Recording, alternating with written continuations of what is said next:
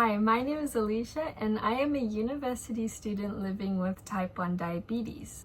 So I was diagnosed 2.5 years ago on May 1st, 2023. I was diagnosed 3 months before starting university, and I learned everything within that 3 months and moved to a different city by myself. During the time that I've been at university, I've had to learn a lot about type 1 diabetes, and there are often things that doctors do not tell you about type 1 diabetes that you have to learn along the way. These can be quite difficult to figure out on your own, and so I wanted to make a channel where I give a guide for new type 1 diabetics and things that doctors may not tell you. Everybody with type 1 diabetes knows that it's a very difficult disease to navigate, and so many different factors can affect your blood sugar, such as exercise or even the weather. And so for new type 1 diabetics, this is a very difficult thing to figure out by yourself. When I was diagnosed, there was no one around me that had type 1 diabetes, and so I felt very alone in my process of learning everything. Because of this, I want to be able to help out other people with diabetes to navigate this disease, because it can be very lonely at times. Some content that I am thinking of posting is figuring out your carb to insulin ratio, the timing of having to do your injections, how different foods can impact your blood sugar, and all the other factors that can go into affecting your blood sugar. This will be a very short video because it is just a self-introduction, and from now on I will post separate videos for each topic that I want to share to you guys. If there's anything that you guys want to know about type 1 diabetes, whether you are someone with type 1 diabetes or a family member or someone that is just interested in type 1 diabetes, let me know in the comments and I will definitely make a video on it. So a little bit about my diagnosis story. So I got diagnosed at 19 years old, so I was a bit older than the normal range, because type 1 diabetes tends to come out when you are younger. This is why it was often called juvenile diabetes in the past. So my first symptoms that I noticed was thirst and using the bathroom a lot. And these started 6 months before my diagnosis, so in December of 2022. It was initially that I only needed the bathroom maybe every hour and a half, and I was just drinking a bit more water than usual. So stuff like exams, long exams, I was struggling to stay the whole time without using the bathroom. After that, I noticed the thirst more. The thirst got very bad in January, but I thought maybe I'm just taking in too much sodium, or it was some medication I was taking maybe. And so I didn't really think much of it until maybe March. I started getting cotton mouth, where it just feels like there's something in your mouth no matter how much you drink. And so at that point I decided to go to the doctor and tell them about my symptoms. I was also experiencing a bunch of little symptoms from between January to March of 2023, and some of these included shin cramps. So I would get shin cramps during the night, maybe 2-3 times per night, and I would wake up from it.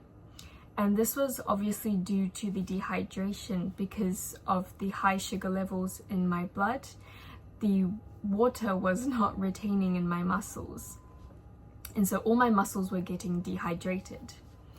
Another symptom I had was my toes were swelling and they were always painful.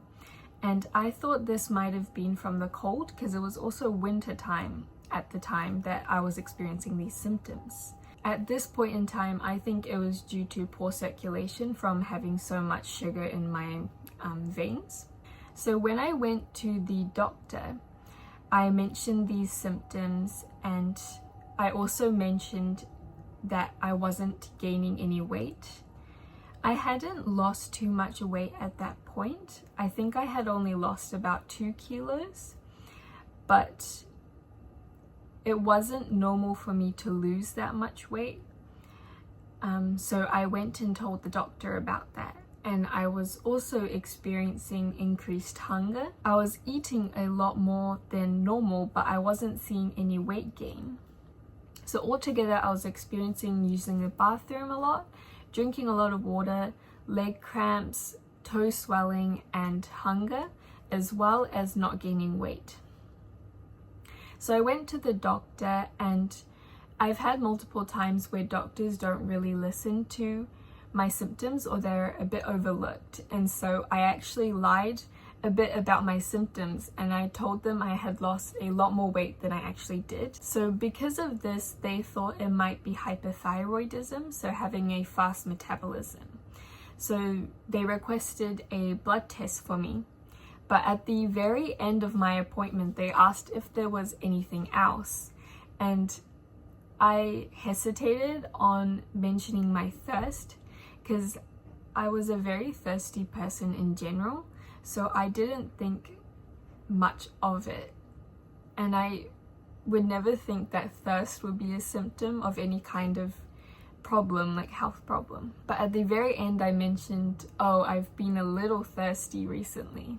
And so because of that, the doctors told me later on when I got diagnosed that last minute they decided to also test my glucose levels. So these symptoms worsened until my blood test, which I had on April 27th of 2023. When I got that blood test, they also weighed me. And I remember I ate a lot of food during April because I was concerned about my weight. And I thought, oh, I must have gained weight. But I had actually lost weight. I had lost another kilo. And so that's when I kind of started thinking maybe there's something actually wrong. And on May 1st of 2023 is when I finally got my diagnosis. So on May 1st of 2023, my mom got a phone call on her way home from work directly from the doctor. So she answered the phone, and they told her that we need to come in immediately. So my mom questioned, what is it? And so they told her it's diabetes. So my mom obviously rushed home and told me that it's diabetes. But at the time, I didn't know anything about type 1 diabetes. I don't think I had even heard of it. I knew type 2 diabetes. And so instantly my thought was, how do I have type 2 diabetes? And so we didn't believe it. We thought it was some mistake. So we rushed to the hospital and we did another blood test. And then after an hour, they called me in. And I remember hearing in the back that they were saying my blood sugar was over 1,000 on my very first blood test. And then they mentioned it's still over 650. And at that time, obviously, I didn't know anything about blood sugar levels. There was no meaning to it for me. I didn't know what it meant. So I asked them, am I okay? And they asked me to lie down. They asked if I wanted to lie down. And I remember thinking, why do I need to lie down? Because obviously I wasn't grasping how serious the situation was.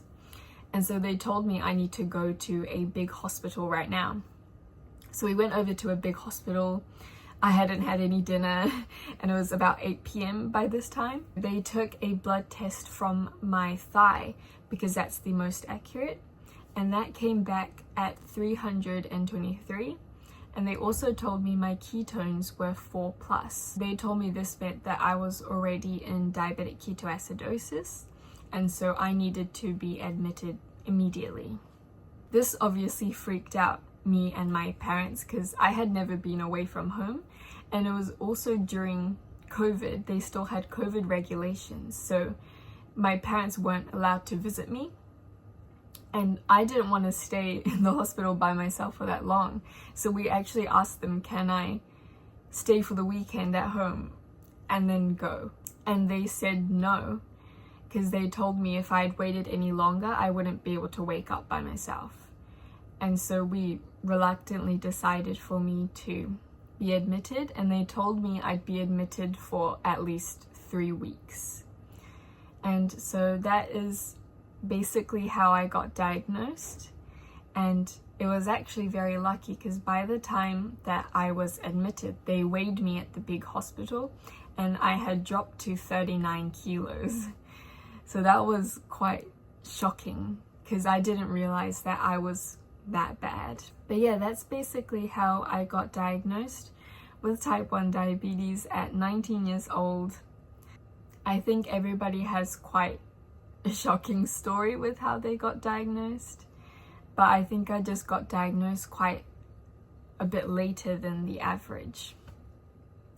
But yeah, so if you guys want to know anything about type 1 diabetes, let me know and I will make a video about it.